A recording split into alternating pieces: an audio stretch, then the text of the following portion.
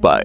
आज अयोध्या में सैकड़ों की संख्या में गिद्ध नजर आ रहे हैं जो भगवान राम के भव्य मंदिर का उद्घाटन देखने के लिए उत्सुक हैं। दोस्तों, जैसे जैसे राम मंदिर के उद्घाटन के दिन करीब आ रहे हैं, वहां होने वाले चमत्कारों की गिनती बढ़ती ही जा रही है। एक से बढ़कर एक ऐसी चीजें सामने आ रही है जिसे देखकर वैज्ञानिक भी हैरान हैं।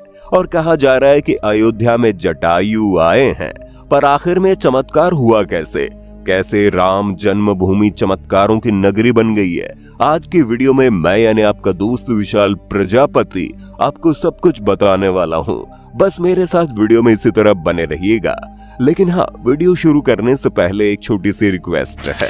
वीडियो के नीचे रेड कलर का सब्सक्राइब बटन दिख रहा होगा, उस पर क्लिक करके सब्सक्राइब कर लें और साइड में बेल आइकॉन भी दिख रहा होगा, उस पर भी क्लिक कर लें ताकि आपको वीडियो मिले सबसे पहले। दोस्तों, गिद्ध यानी कि वो जानवर जो मरे हुए जानवरों को खाकर जिंदा रहते हैं, जिसकी वजह से वातावरण साफ रहता है।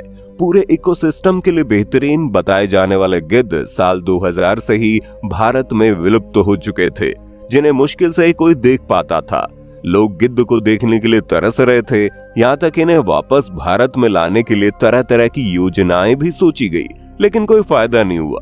पर जैसे ही राम जन्मभूमि अयोध्या में राम मंदिर बनकर तैयार हुआ, वहाँ गिद्धों की लाइन लग गई, जो राम के दर्शन करने के लिए बड़ी संख्या में वहाँ देखे जा रहे हैं। अब दोस्तों, जो जीव इतने लंबे समय से विलुप्त हो चुके हैं, उनका इस तरह से उसी जगह पर उपस्थित होना जहाँ राम मंदिर बनकर तैयार हुआ है, ये कोई ऐसी वैसी बात तो है नहीं, साक्षात भगवान श्री राम का चमत्कार ही है।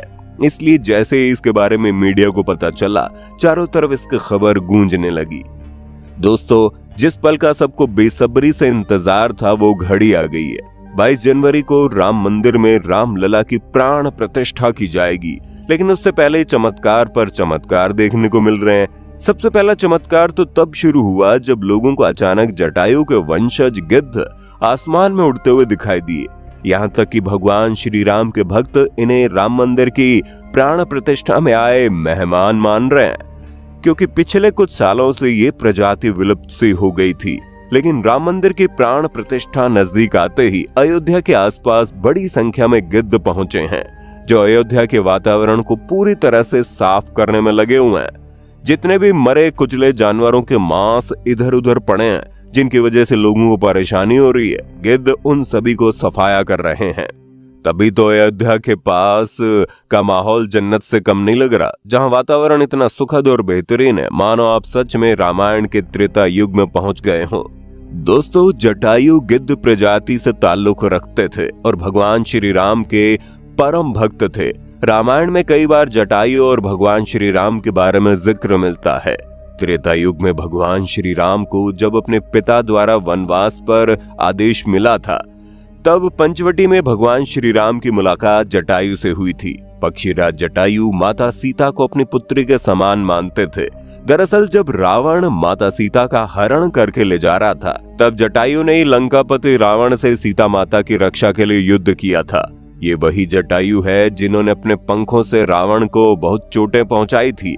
रावण के शरीर को जटायु ने लहूलुहान कर दिया था। जटायु माता सीता को बचाने के संघर्ष में अपने प्राणों की आहुति भी दे देते हैं, लेकिन उनकी मृत्यु ऐसे ही निष्फल नहीं जाती। छत्तीसगढ़ के दंडकारण्य में पक्षीराज जटायु का मंदिर है। ये वो स्थान है जहां सीता माता का हरण करके जब रावण पुष्पक विमान से लंका जा रहा था, तो सबसे पहले जटायु ने यहीं पर रावण को रोका था। भगवान श्री राम के लिए सीता माता को बचाने में जटायु पहले शहीद थे। राम कथा में ये प्रसंग आता है कि जब जटायु के भाई संपति ने कहा था कि मेरे पंख कमजोर है मगर आंख दूर की चीज देख सकती है, इसलिए मैं सीता जी को अशोक वाटिका में बैठी देख रहा हूँ। दोस्तों, यही कारण है जब से अयोध्या में गिद्धों का झुंड देखा गया, तब से लोग इसे भगवान राम का चमत्कार कह रहे हैं और ये कह रहे हैं कि जटायु साक्षात भगवान राम के मंदिर के उद्घाटन में शामिल होने आए हैं। एक तरफ जहां कुछ बुद्धिजीवी लोग रामायण के अस्तित्व पर सवाल उठाते हैं, उनका कहना है कि रामायण सिर्फ और सिर्फ एक काल्पनिक कथा है, तो वहीं दूसरी तरफ जब से राम मंदिर का निर्माण शुरू हुआ, यहाँ होने वाली एक एक घटना इस बात का सबूत दे रही है कि न केवल भगवान राम का अस्तित्व था, बल्कि वो आज भी अपने चमत्कारों से अपने भक्तों को ये एहसास दिला रहे हैं कि राम जन्मभूमि में राम मंदिर के निर्माण से वो बड़े खुश हैं। दोस्तों, वैसे अगर देखा जाए तो जब से अयोध्या की विवादित जमीन पर राम मंदिर बनने का फैसला लिया गया है, तब से ही भारत की काया पलट की गई है। हमारा भारत पूरी दुनिया में एक अलग छाप छोड़ता नजर आ रहा है। साल 2020 में जब कोरोना वायरस आया तो पूरी दुनिया दहल गई। दुनिया भर की जीडीपी गिरने लगी, उनकी इकोनॉमी पर बुरा असर हुआ। लेकिन हमारे भारत ने बाजार के गिरते दौर में भी खुद को संभाला और आगे बढ़ता चला गया। तभी तो आज कई सारे विद्वान ये कहने पर मजबूर हैं कि ज्यादा नहीं, बस 1-2 दशक बाद भारत दुनिया की वो ताकत बनकर सामने आएगा जो आज तक कोई नहीं बन पाया। और इन सभी की शुरुआत तभी हो गई जब भगवान राम का मंदिर बनना शुरू हुआ, जिससे साफ पता चलता है कि भारत पर जब भगवान राम का आशीर्वाद आ चुका है तो ये सब तो फिर भी शुरुआत है। कई बड़े बड़े विद्वानों का कहना है कि जब भगवान श्री राम का मंदिर बनकर तैयार हो जाएगा तब भारत की तरक्की और भी कई गुना बढ़ जाएगी। और जैसे जैसे हम अपने सनातन धर्म से जुड़ी जड़ों को मजबूत करते जाएंगे, वैसे वैसे हम वापस से सोने की चिड़िया बनने की राह में आगे बढ़ेंगे। और जो लोग ये कहते हैं कि रामायण और महाभारत सिर्फ काल्पनिक कथाएं हैं, उनके लिए हमारे देश की तरक्की और अयोध्या में होने वाले चमत्कार इस बात का सबूत हैं कि आने वाला दौर सनातन का दौर होगा। जिसे लोग काल्पनिक कथाएं कहते हैं, वो हमारे इतिहास के रूप में जाने जाएंगे। वैसे आपका अयोध्या में बनकर तैयार राम मंदिर पर क्या कहना है, और वहां होने वाले चमत्कारों को सुनकर आपकी क्या प्रतिक्रिया है, कमेंट में बताइए। और इसी तरह की वीडियोस को देखते रहने के लिए हमारे चैनल प्रजापति न्यूज को लाइक, शेयर, सब्सक्राइब करना ना भूलें। और हाँ, हम फिर मिलेंगे नई वीडियो में, तब तक के लिए जय हिंद, जय भारत। दोस्तों, आपकी स्क्रीन पे 2 और वीडियोस दिख रही हैं, जिसे देखने के लिए आप इस स्क्रीन पर क्लिक करें। दोनों देखिएगा, बहुत अच्छी वीडियो बनी है।